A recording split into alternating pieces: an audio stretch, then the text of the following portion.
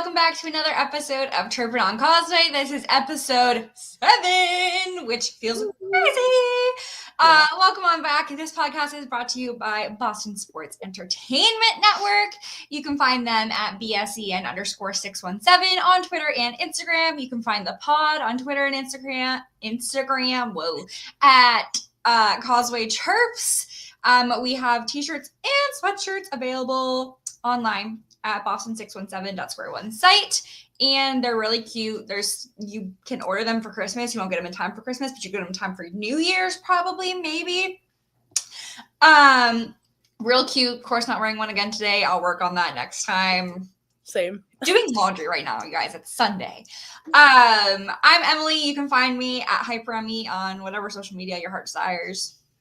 And I'm Liv, and you can find me on Twitter at Front Frederick. Yeah. And we're here on a Sunday. It's weird.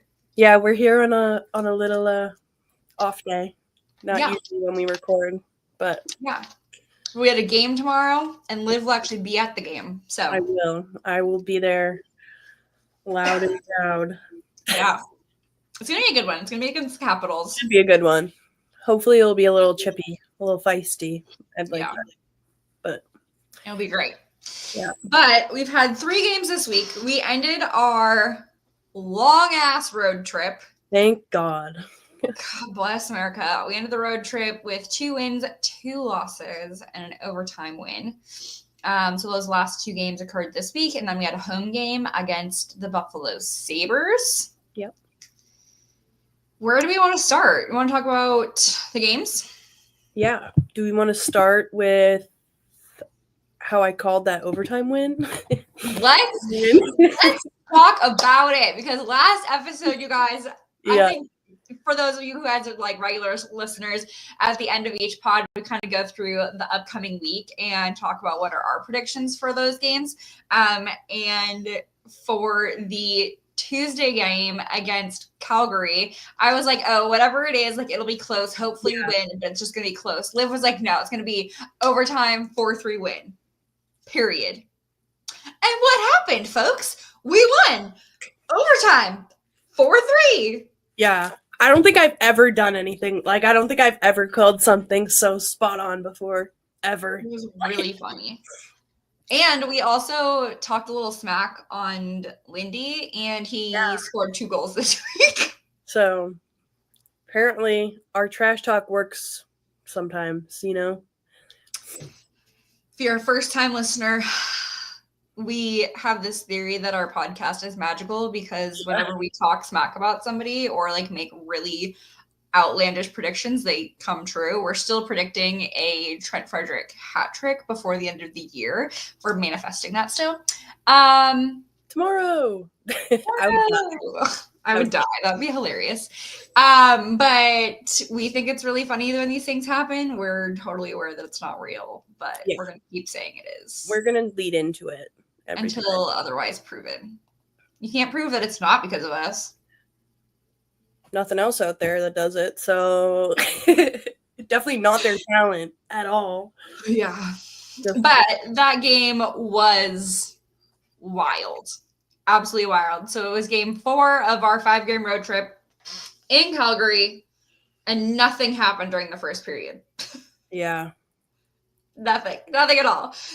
We come back into the second period right away. The Flames score twice, like within 30 seconds of each other. 6.5 minutes in, Lindy scores. For those who don't know Lindy's background, he previously played for the Flames. And now both times we've played them this year, he has scored against them. Which is always, it's got to feel good for him. He's got Yeah. Yes. And then the Flames scored one more time. Liv's least favorite person on the Flames. Don't even get me started on this man. If anyone knows about Ryan Lombard, you know why I don't like him. Like, that's all I have to say. 2 years Tell the people. Tell the people. No, I will get myself started, actually.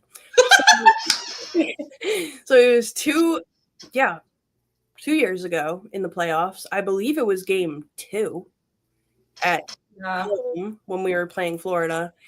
and we lost. Embarrassing. I think it was like, Florida had scored like 6 goals. We had maybe got like something crazy. It was an ugly game. Trent and Lombard got into a fight. Weird fight. No one took their gloves off, so that was weird. Yeah. Trent won the fight, though, I'll say. Lundberg didn't like that, so he decided, hey, you know what? Let me choke him out on live TV.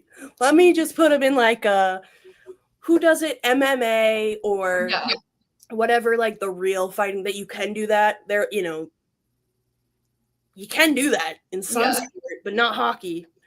So there's just something negative, but you just don't do that. Like when I don't know, it just gets me. I think, and part of it is just like that's the Panthers' culture the last couple of years. That's just how they play, and I don't like it. I think that's why, like, you'll hear me talk a lot about like I hate Reinhardt and Matthew. I just don't like that playing style. I don't think it's worth it. And they get away with it every time. Like, I think that's the thing. Like, the Panthers just like could commit murder on ice, and they'd be like, "Oh, Bruins penalty. They tripped someone." Yeah. What? Like 10 minutes.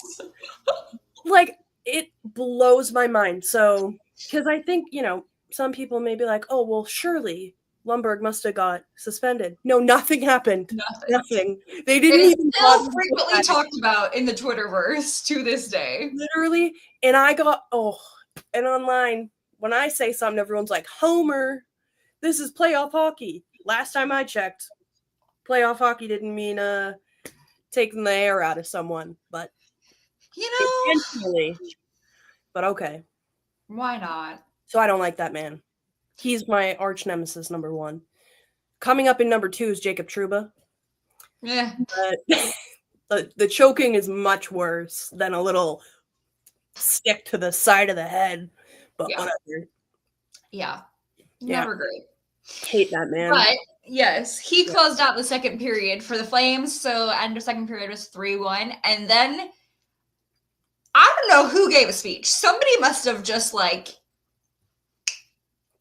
given the world's best miracle on ice motivational I'm a hockey player speech. Like because 4 minutes in, Geeky scores to bring us up 2-3, and then less than 2 minutes later, 3 minutes later, I can't math. McLaughlin scores, which ties the game at 3. We go into overtime. Y'all, I was convinced we were going into a shootout because we had like 40 seconds left.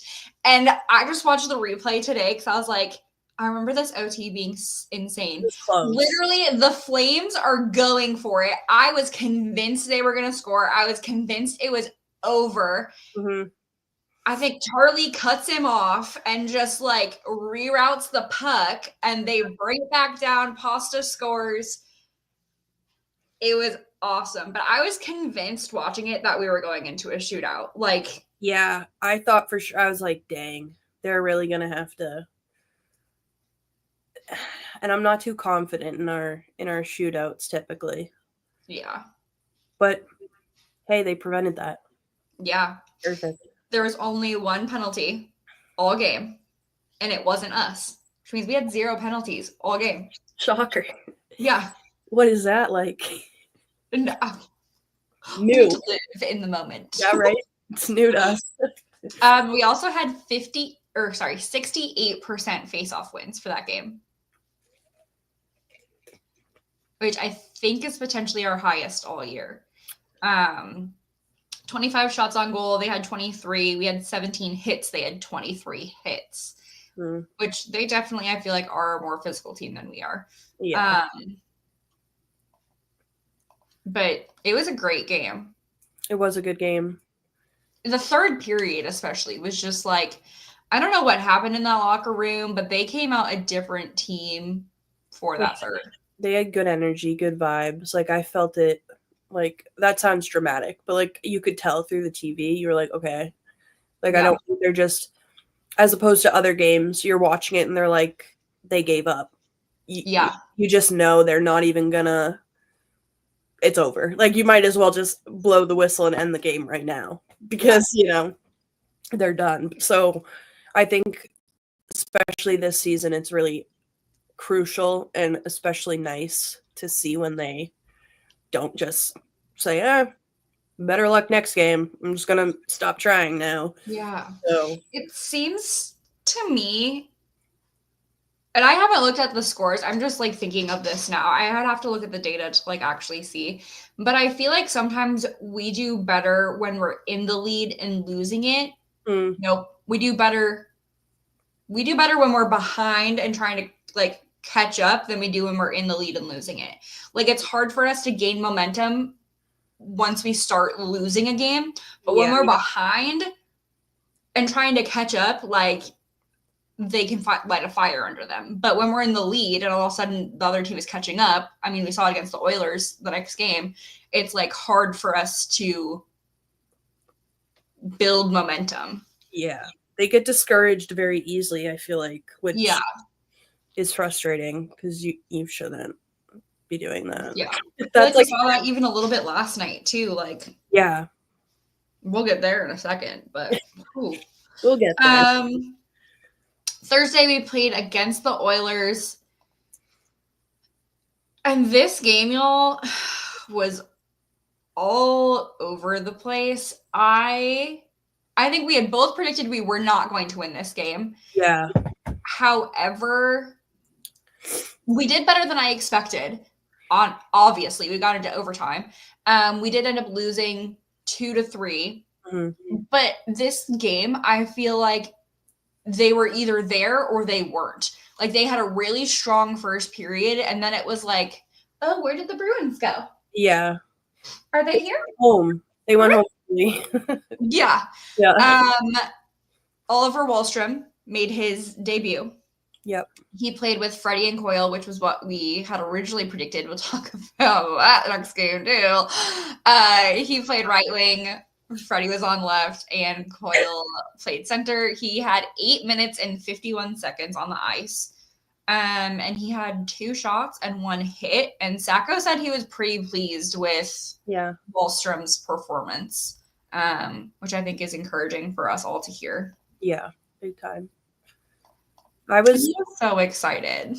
I was excited that we picked him up because I feel like, if you're from Massachusetts, New England, like, about the mini one-on-one, and like everyone is talking about that, but I feel like you do know of it, and so it's pretty cool that he now plays for us. But also just in general, his name I feel like is pretty well known to a certain extent.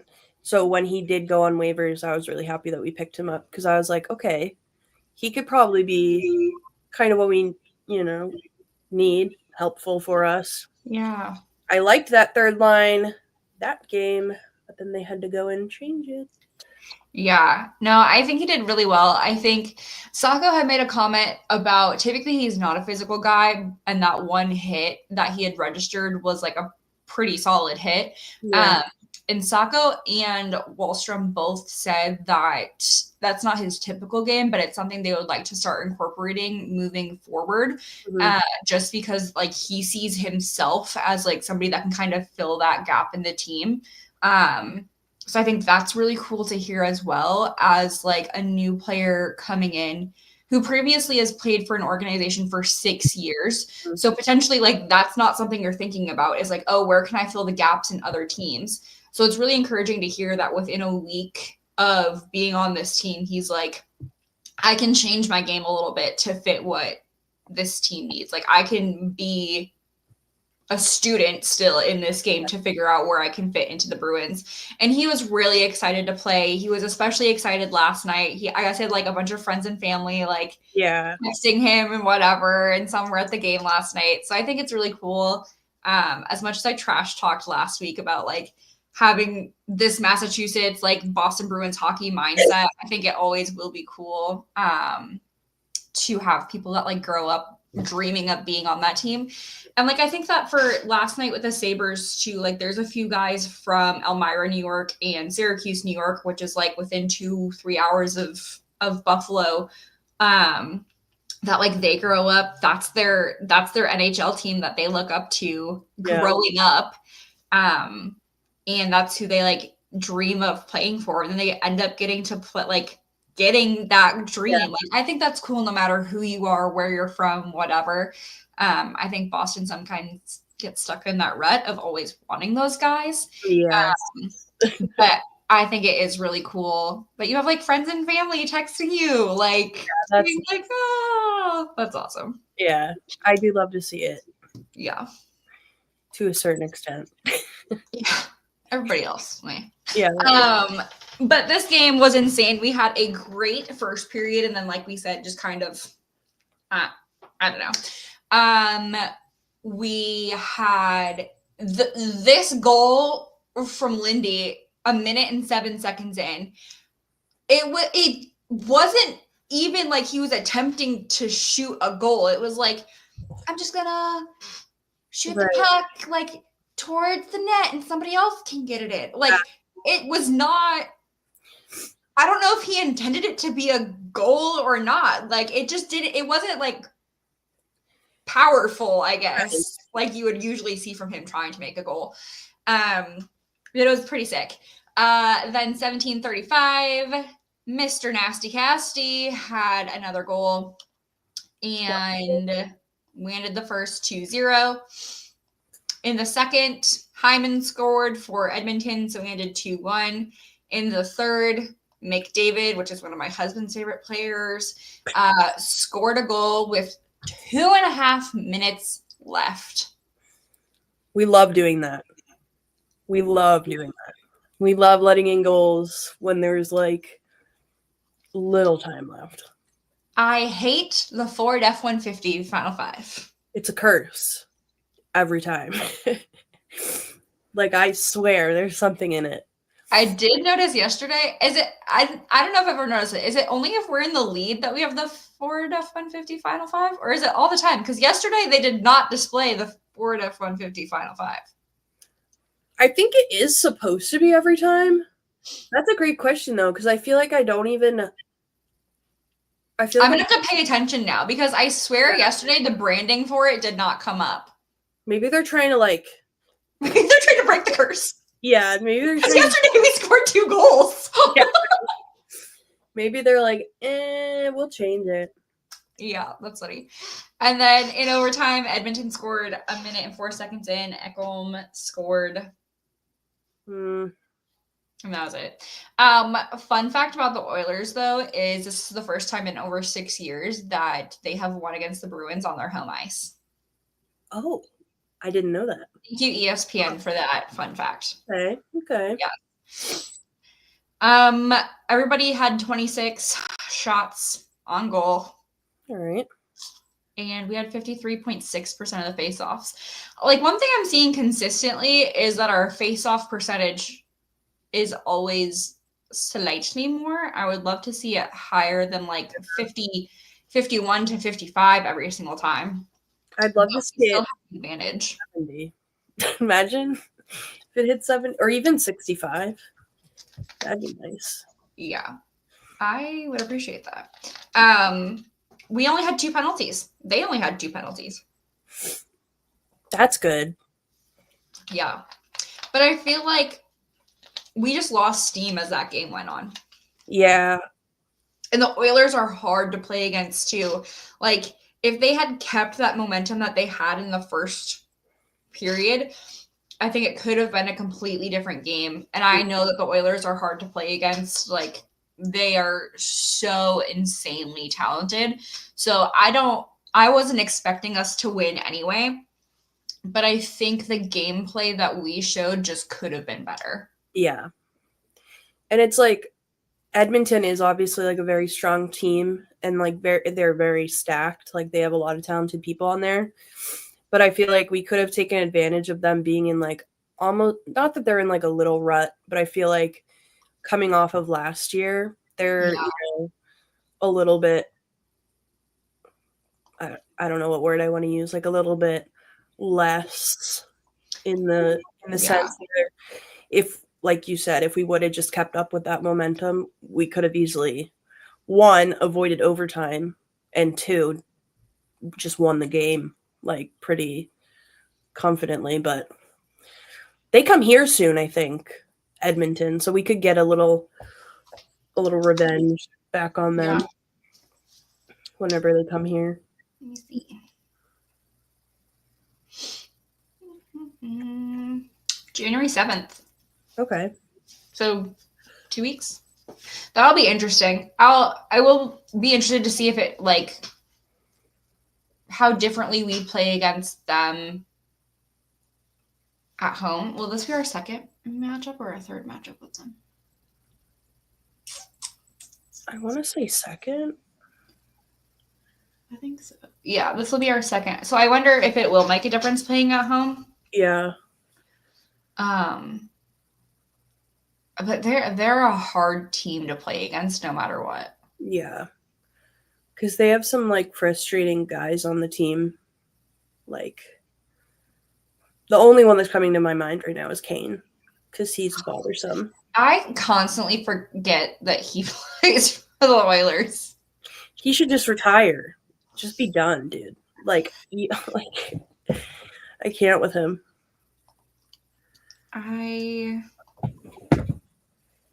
Who else do I have? Well, I mean, they have a stacked list. Besides the obvious. Oh, Corey Perry is the other one that I also forget plays for the Oilers. Were they in the same? No. I don't know. I remember Perry being like on the Anaheim Ducks for the longest time when I was growing up. Yeah. And then I forget where he went to first, like when he first left Anaheim. And then I feel like now he's kind of just skipped around like 3 teams.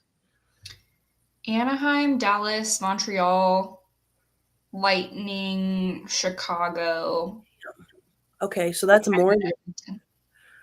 That's a lot. Yeah, he was on Anaheim from 2006 to 2019. Okay, yeah. I'm like, I remember him big time just being. He should have just stopped after that. I feel like he just went downhill. Like, yeah.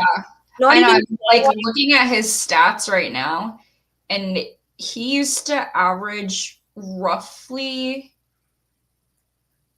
a point a game, give or take. Yeah. And then it just drops like in half. And it's like, I know he's probably older, so it's like, just give it up. Yeah. So his first season was 05-06, around 17-18, 16, like 17-18, his points drop in like half. And then he has one more year with the Ducks, and then he goes to Dallas, and then he's team hopped ever since. Wow. That's crazy. So maybe he should wrap it up this year. I love saying that about guys, as if I've ever played in the NHL. I'm like, yeah, just wrap it up. You're good. You're good. They would look at me and be like, what do you do? And I'd be like, I talk online about I talk about you online. Yeah, I'm very knowledgeable with all of the things that I talk about. Coaches don't play. No. That's funny. Oh, and then we wrapped up the week last night. And we won. Like, I say this as if we, like, didn't win. But I also don't know that we deserved this win because we didn't play great. Like, the Sabres had their 13th loss with us last night. I thought for sure they were crushing us simply because of that. Oh, the third period especially, like they came out in the third period and they were ready to go that third period. The Sabres came out with so much energy, so much fight. We barely had the puck for like the first 5 minutes of the third.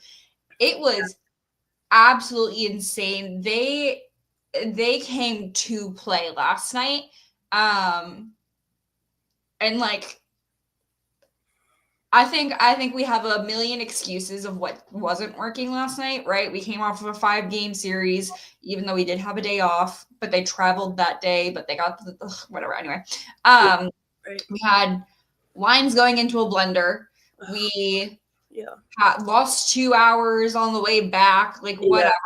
We have a million excuses, but like realistically, we just were not on key last night. Liv and I were talking about this before we hopped on, but like Pasta is just whiffing the puck, playing really sloppy. Like, yes, he continues to get points and gets assists and gets game-winning goals, but it's just like not what we're used to seeing from him. But let's start about this game with line shuffling. I would love to go there. Lots of thoughts and opinions on the lines last night. So McLaughlin has been playing last few games. Kopke was out. Kopke got put back in on fourth line, which is my favorite fourth line. It's Beecher, Kosti, Kopke. I love that line beginning of the season. They had a lot of magic together. We haven't seen that lately. But third line was shuffled, and that's because Coyle was brought up to first line as a right wing. Typically, he plays as a center. Freddie got shifted from left to center. Braz got dropped to third line. And then Wahlstrom was their third. So it was Braz, Freddie, Wahlstrom on the third with Coyle on the first and Kopke on the fourth. Liv, your thoughts and feelings. So for one, I understand why they took McLaughlin out simply because based off his waiver situation, he would need something extra if they wanted to like keep him in there. So I understand that's why, because at first I was like, why are they necessarily like taking him out? I don't think he's played his way out of the lineup, but I cleared that up for myself basically online. I was like, okay. Put the lines up for everybody to look at too while we talk about it. So I'm not totally upset about the fourth line because like you said, beginning of the year, they were our only good offensive structure basically. And I do think they play very well together. I would love to see that fourth line just stay put and not changed around. I hate when they put Freddie at center. I know he's listed as center. When he was in college and Providence, we talked about this last week too. He was center. I don't know what happened when he came to the NHL. Not a center here. He's not a center here. So I don't know why we keep trying to put him there, because especially right now when the guy is like struggling. Clearly he's struggling right now. Why would you do that? Like, I think it's funny that we talked about it last week and then just about like how guys are listed online versus what they are. Like, that's not the part of the pod I wanted to be the Magic here, folks. I did not want that to be Magic this week. Like, on paper, we have a lot of guys that are listed as center, and then you actually look at them and you're like, oh, no, they're not like a center. So that was really frustrating to see that happen, to be honest, because that just makes me mad, especially right now, like with all the discourse about him in the rumor mill right now. It just was not, I didn't like that at all. And then also, I'll be blatant, the line sucked. They were awful. Like, point blank. They got beaten at everything. Yeah. I don't even think they could get it up there at all in, their zone. I would love to see, I haven't looked, I'd love to see like the zone time last night. I'll see if I can find it while you're chatting about the lines. Because I just wouldn't have made those moves. And I don't know if, I'll be bold, I haven't seen this online, but maybe they're looking to move Coyle. I'll be the first to say that. Maybe they're trying to put him somewhere else because maybe they want to try and get something else for him. I don't know. I think I'm also saying that because I'm like, trade anyone else but trade somebody else, yeah. But I don't know why they would do that, because Coyle, I like Coyle at center also.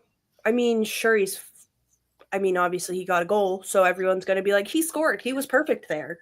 Okay, just because he got one goal doesn't mean he's perfect at right wing. Doesn't mean we need him at right wing. Like, that's just not two things can, like, so that made me frustrated just because I like that second line. I just wouldn't have changed the lines. I'm just confused as to why we changed the lines.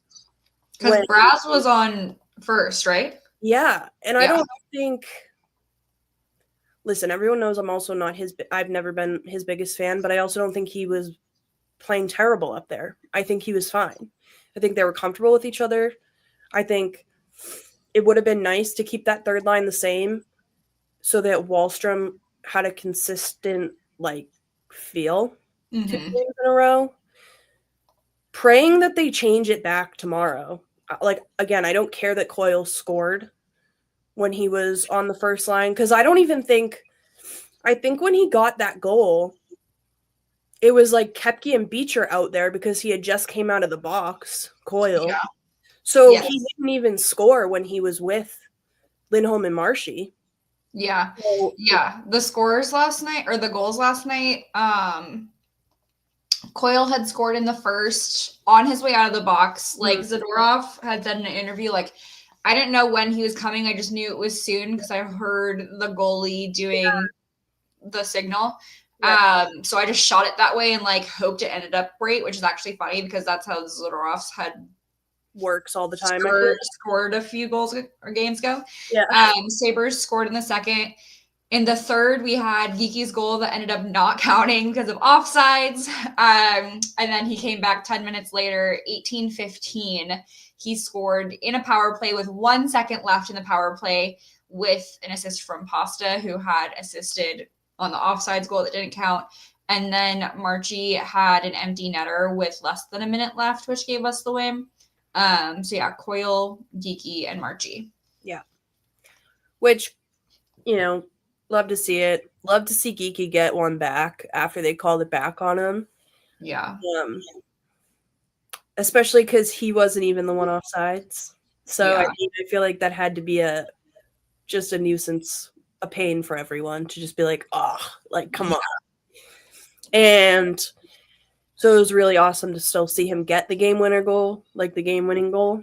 Yeah. Because, again, he's another guy that kind of struggled early on here, so I'm really glad to see him finding his game again and getting comfortable and doing what we know he can do, which is be dangerous out there and get stuff done. So, happy about that. But that third line, man, it's just hideous. How do you think, like, I know your feelings about how Trent did, but how do you think Trent did last night as a center? Terrible. Terrible. Like, I believe last time when I looked, he was like 33% at the faceoffs. I want to say he had 1 or 2 giveaways. I mean, it's just like they want him to play bad. I really don't understand why you would do that to someone who's already struggling in the season. Whereas with Geeky, for example, he got sat. He was healthy scratch for a few games. Then they put him back in there, put him on the first line, then put him on the second line. They're doing everything in their power to kind of get him going. Yeah. I'm not seeing that same effort and treatment for Trent. And if that means you have to healthy scratch him one game and then, I don't know, maybe try and put him somewhere where he can thrive, then do that. But I just don't really, and again, I'm biased, obviously, but I feel like it also doesn't take a big brain to notice that. Like, you just have to know the team and the game to kind of be like, yeah, that is a little bit odd. Yeah. What? I don't know. I just don't get it. I really don't. I would love to just have like a little convo with the coaching staff. Kind of get Trent was 25% last night. Oh, so even worse. Awesome. Yeah. Yeah, I'm so excited about that. Yeah. So. Yeah. I think. I don't know what's going on. I don't know if, like, the lines were the main contributor last night. They just played sloppy. They played tired. Your, like, typical playmakers were just being outplayed. Yeah, by the Sabres. Yeah. Like, listen, I grew up in upstate New York. Like, I chose to be a Bruins fan when I was old enough to be a Bruins fan. But like my first ever NHL game was a Sabres game. My dance teacher for like half of my life was a Sabres fan. So like I grew up kind of like liking Sabres and kind of liking Bruins until I was old enough to like choose my own team essentially. Yeah. And that was back when they were red and black. Oh my it had God. like that logo. Yeah. I was never a fan of them once they changed the logos, actually. Sorry. But I think it's really hard to see on the opposite side, like this team struggling so much. Yeah. This is their 13th straight loss. And they came into this season with really high hopes of bringing Lindy Ruff back. Mm-hmm. And like this was really going to be something that helped them. I mean, Lindy Ruff originally coached from them from 97 to 2013.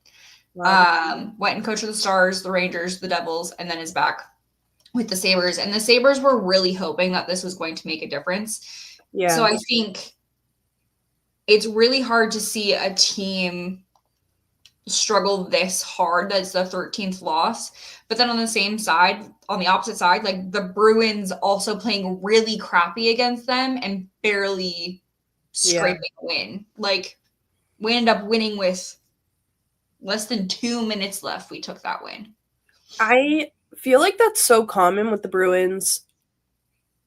They love to, I don't know, and maybe this is in general for a lot of teams, but they love to play bad against bad teams. Yes. It's like when they don't have to play up to their opponent, it's like they're just at practice. They're just scrimmaging. Like they've set really low expectations of what they're going to have to do when they walk into this game. Like, it's going to be an easy game. And they set that expectation of having an easy game.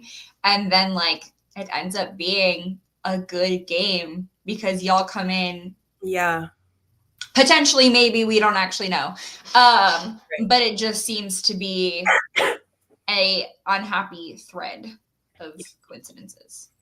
And then you have people saying like, oh, they haven't won against playoff teams. They haven't won against playoff teams. Well, they're not really. I mean, they did win, but they're scraping by a win against a team that's nowhere near the playoffs either. Right. This is a confusing team. Like the Bruins this season is so confusing. They're so hot and cold. You literally, like, you never know what you're going to get with them. Like, even with back-to-back games, I feel it is more confusing because you're like, oh, they played so good. 24 hours later, who are these guys? Well, let's go like overall where we're at right now. So we're currently third in the Atlantic. Yesterday's win brought us ahead of the Lightning. These are as of this morning. I don't know if the Lightning plays today. But as of this morning, we are 2 points ahead of the Lightning in the standings. We're 6th in the Eastern Conference. With the Sacco era, we are 10-4-1, which I think is a great improvement. I think, could we do better? Yes. Absolutely. But I think being 10-4-1 with Sacco is great. We're 18-13-4. 18-13-4. Yep. Sorry. Number dyslexia kicked in for a second. Overall, I think we've had I think you have Marchie stepping back into it.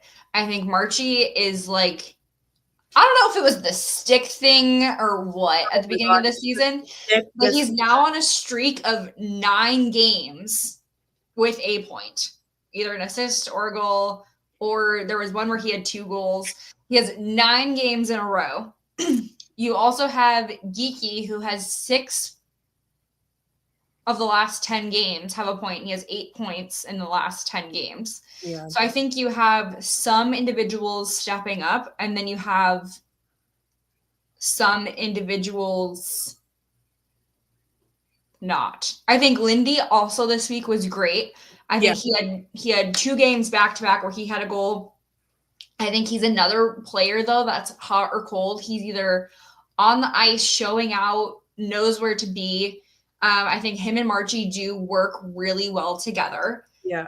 I think the Geeky Zaka Pasta line does really great together, but typically you see Pasta being the QB of that line, and we're seeing Geeky actually take charge of it, or Zaka take charge of it, which is great for those players and great potentially for the team. But I think we rely a lot on Pasta, and when you're not seeing that leadership really from him, it just makes you question like what's going on with him, maybe. Right. Is it a mental game? Is it a physical thing? What's kind of happening? But this team is just really hot and cold lately. Yeah. And, I don't know. I'm curious. We haven't really had, not even that this Christmas break, I think they get like 3 days off. So that's not even really a great break either. But I don't know. They had a heavy start to the season. I think before Christmas, like they are one of the few teams that has as many games as they have. Right. Yeah, I think I noticed that the other day when I was like looking at the points and like the games played. We have quite a few. Whereas some people I think are still at some people have played 31 games. San Jose has played 36. Yeah, we have 35. So teams that have 35 or 36 are Panthers, us. Mm-hmm. Devils have 36. Penguins, Jets, Avalanche, Blues, Kraken, and Sharks. So it's maybe a third of the league, a fourth of the league has had that many games. That's just a lot out of 82 games. It's a lot. And I mean, it's still early enough where they can turn things around big time. We've seen it plenty of times with other teams and stuff, but I feel like Bruins fans have been waiting all season for that moment to kind of break through. And we thought we had it. We thought we had it a few games ago. Right. And I do still think that some people thought the coaching change was going to change us. And for a little, the immediate change, obviously we won games back to back there for a little bit and then kind of fell into the same slump again. So yeah, but we're not doing bad either though. Like 10-4-1 isn't insane. Right. And when you look at Eastern Conference, the Panthers have 46 points, the Maple Leafs have 44, and we have 40. So we're only... It's not terrible. Yeah. I mean, realistically, it's not going to happen that we would catch up. But we're 3 wins behind. Yeah. I would love to see... The Panthers have 22 wins, 11 losses, and 2 OT losses. Ugh. And we're 18-13-4. I hate the Panthers. I really do. Ugh. Well, we play the Capitals tomorrow. They have 48 points. They're 23-8-2. God, they're so good. Yeah, it should be a good one tomorrow. Hopefully. Hopefully we don't get blown out of the water. That would be bad. Will. And that is with OV still out and TJ Oshie out this year. Is Ovi still out? I wasn't sure about that. I saw that he was practicing. Let me see. He'll make his miraculous return tomorrow. Right? Yeah. They love to do that. Has been cleared for contact but won't be available until after NHL's Christmas break. Okay, period. Okay. Until tomorrow when he says, just kidding. Just kidding. I'm here. Liv and I were just talking about this before, and like these players play through so much. I think at Ovi's age, like I don't know how much more his body can take. Right. I always say this to my mom. I'm like, when these guys retire at 36, 37, whatever, they're already like 85 because their bodies are so, people want to be like, they're retiring so young. I'm like, not really, because they've been in the league since they were 17, 18, and these seasons are long. Well, it's not like football where like you only play once a week. So like, yes, your body is getting slammed in football for an entire game. Right. But you have a week of like practices. You typically get a day to recover. Yeah. This is 7 months of every day you are working out or getting your body slammed against a wall. And then it's like they have a crazy season. Playoffs gets even worse. And those are even more consistent. Like,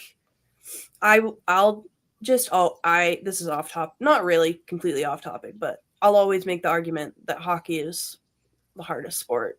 It's just the demanding, time-wise and physical-wise, without a doubt. And guys used to like try and roast me so bad in high school. They're like, but football. I'm like, I don't care. I actually don't care because that's just not. You get also. They get one Super Bowl. The Super Bowl is one game. The Stanley Cup is still a 7-game series. So at the very least, they're still going to play 4 games. But it's like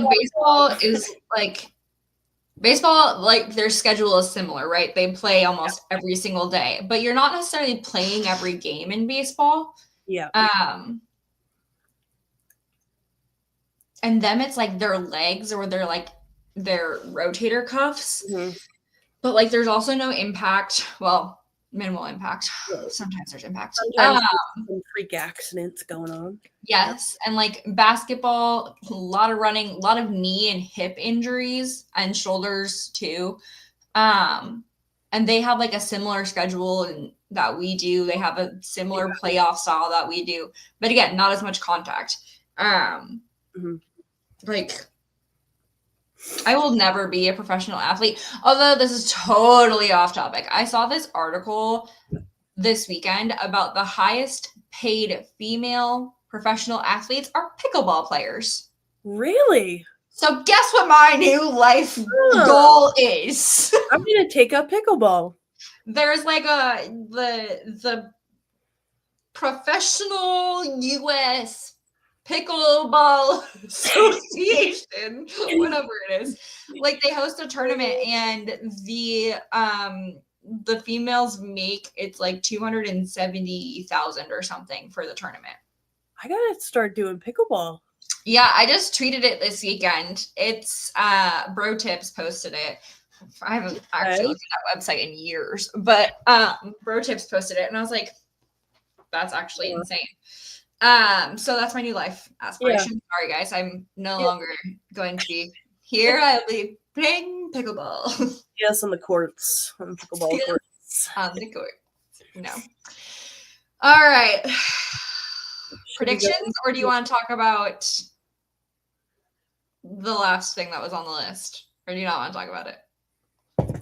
Was that the Matt Rempe one? Yeah. I feel like we can mention it. Yeah.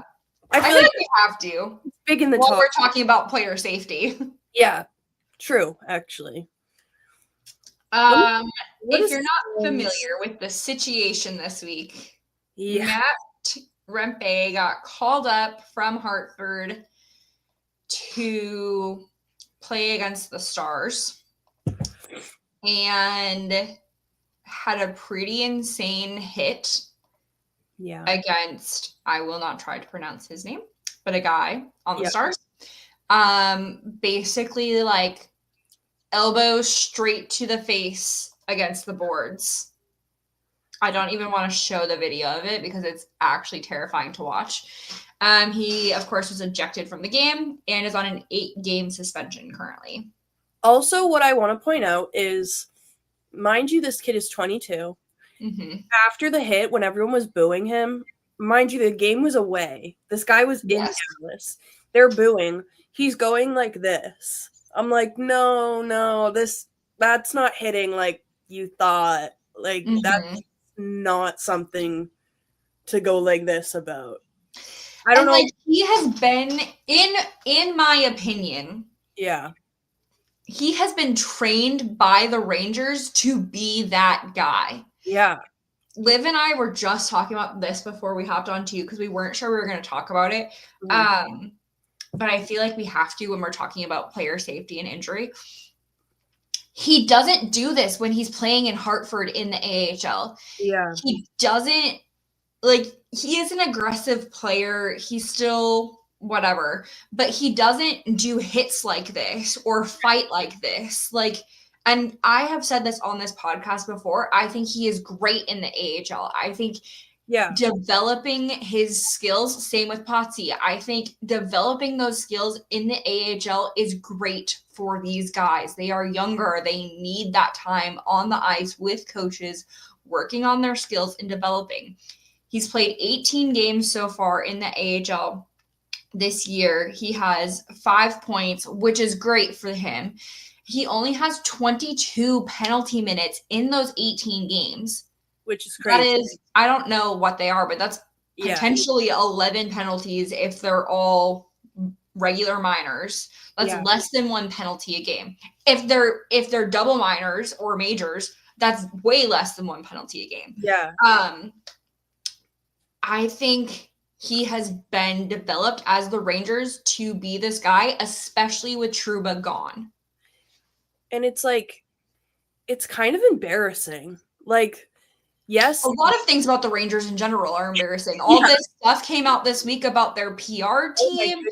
They fired somebody for going to dinner with a player, which here or there, I have my own opinions about this, but they have like these really strict rules about like their staff can't even be in the hallway with a player now. Yeah. Like their team, the Rangers have so much stuff coming out against them. And then you have this guy who has only played 22 games and he has been suspended for 12.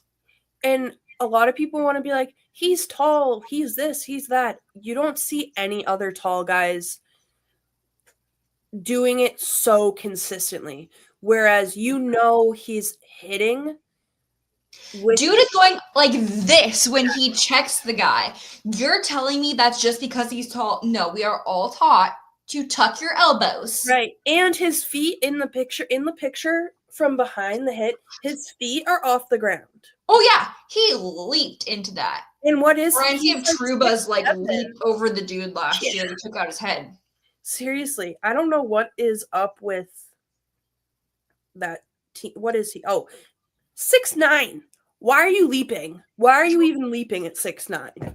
He's like towering over the guy too. I was gonna share the video, but I really don't want to. It's really disturbing. It's everywhere on Twitter. It's everywhere on Instagram.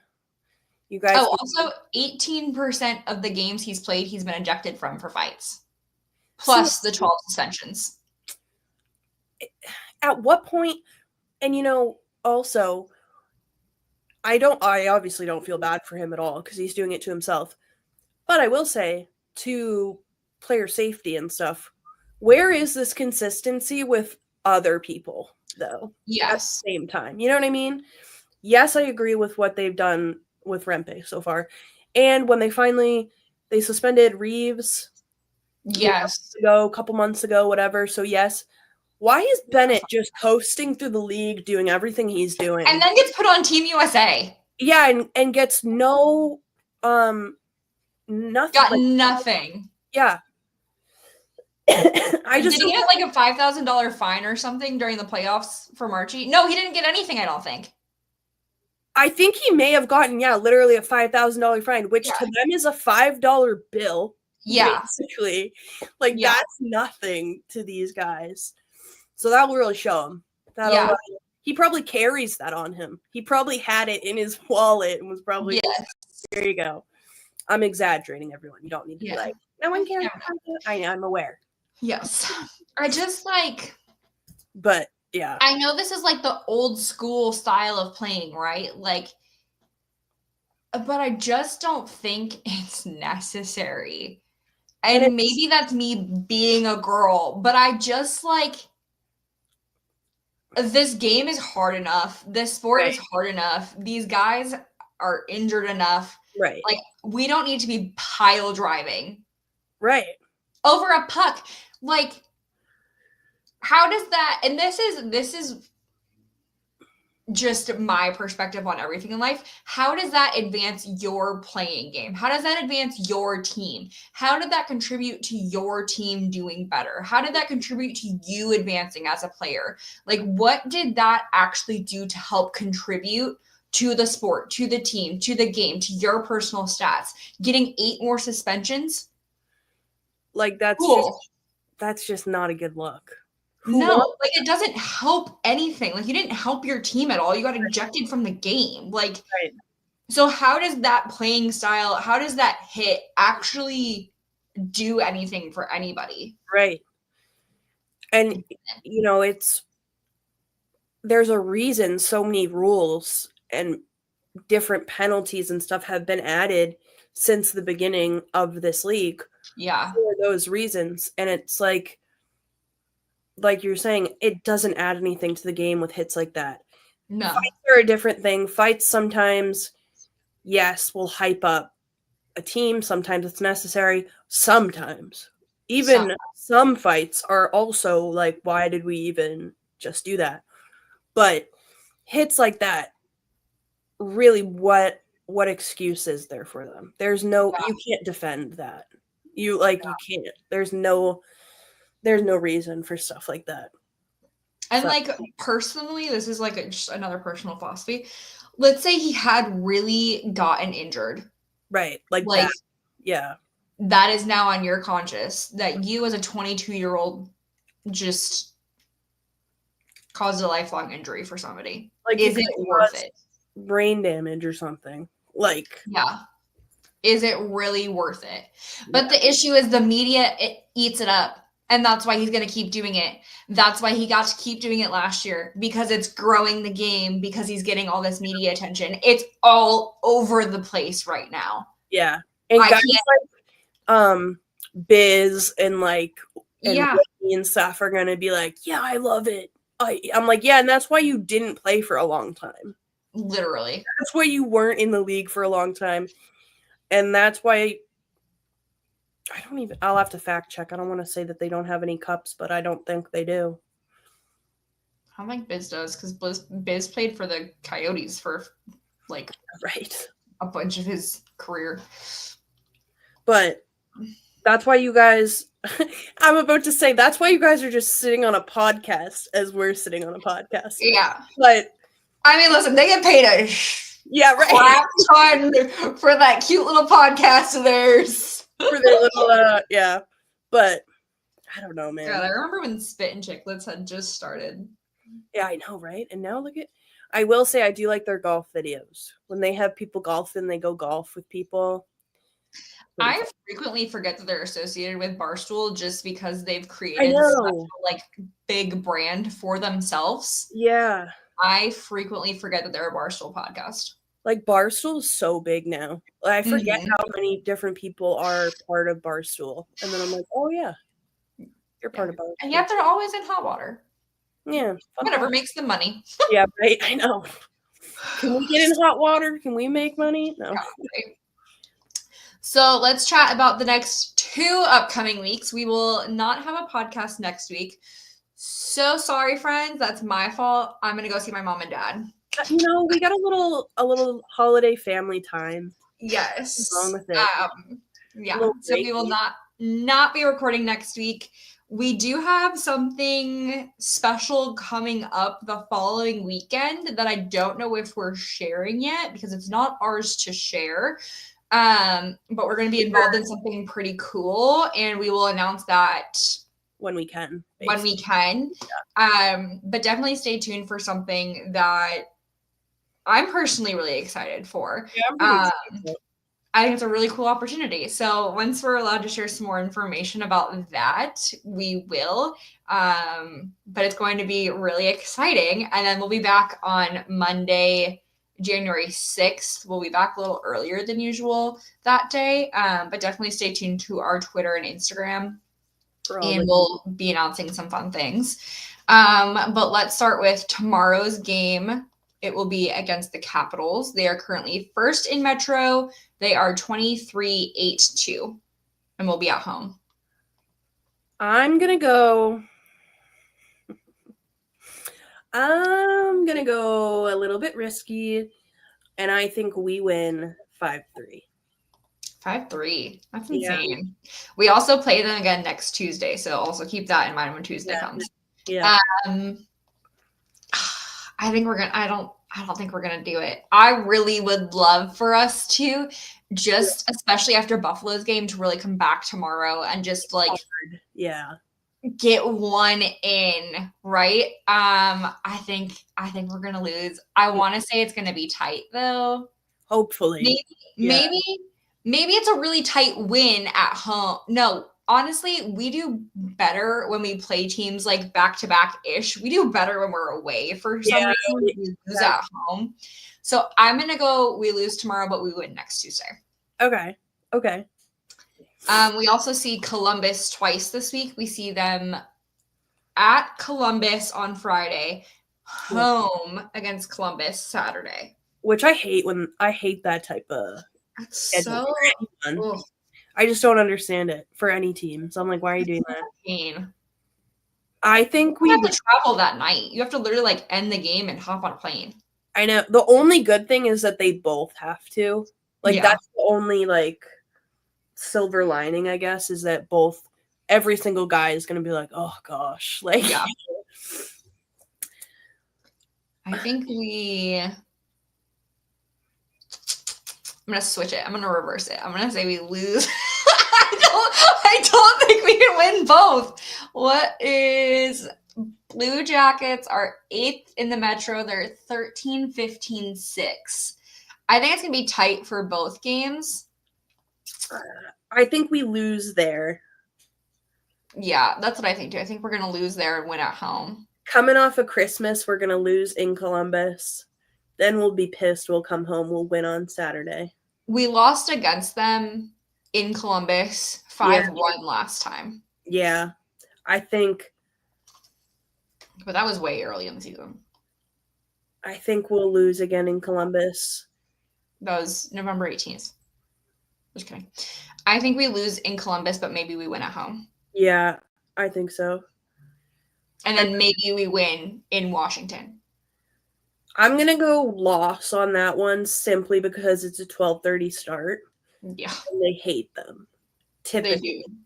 Yes. I can be proven wrong. I don't mind that when I'm proven wrong. And then we have the Rangers on Thursday, the 2nd. They are 16-16-1, 6th in Metro.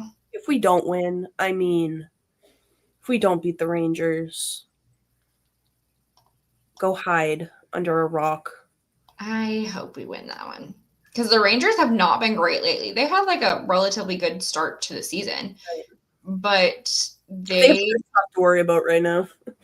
They just lost against the Hurricanes, won against the Stars, lost to the Preds, lost to the Blues, the Kings, won against the Sabres. They lost to the Blackhawks, lost to Kraken, lost to the Devils, lost to the Flyers. Beat the Penguins in Montreal. Not surprised at those 2 wins, but so yeah, I think that's a win.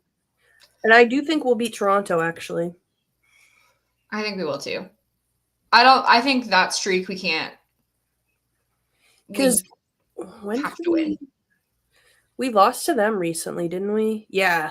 And it was the first time in like years we had lost to them. So I think we win that one just out of spite. Big time too, yeah.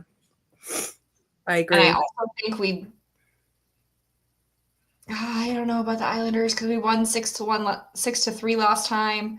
I think we'll lose strictly because we're gonna be tired. Yeah, we're gonna come off a win from Toronto and then travel, and then also a 6:30 start is weird too. That's just random. Yeah. So, yeah, I go loss for that one. I go loss on that one too. Yeah. Busy week. Busy 2 weeks. Yeah, busy. Anything else before we let the people go? No, I don't think so. Yeah. I think we're good. Stay tuned to our socials, friends. We'll have some fun announcements coming soon. Yes. Go Bruins. Yes. You can find the pod on Twitter and Instagram at Causeway Chirps. Follow us now. I also post these really fun Friday Feels photos. Yes, they're so good. They're such good meme reaction. Yes. It's basically whatever funny photos I find of the Bruins throughout the week. Yep. Throughout the week, and I just round them up for a Friday post. But we'll have some fun announcements coming soon and some things happening with some friend podcasts. You can find our podcast network, Boston Sports Entertainment Network, at BSCN_617. Where can people find you, Liv? You can find me on Twitter at Frederick. I love it so much every time you say it. You can find me at HyperEmi, whichever social media you want. But Twitter is all of my hockey thoughts. All right, friends, we will see you in 2 weeks. We hope you have a happy holiday season. We'll see you in the new year. Bye. What happens after a Boston Bruin win as Jeremy Swayman and Lena Zolmark have their trademark celebration.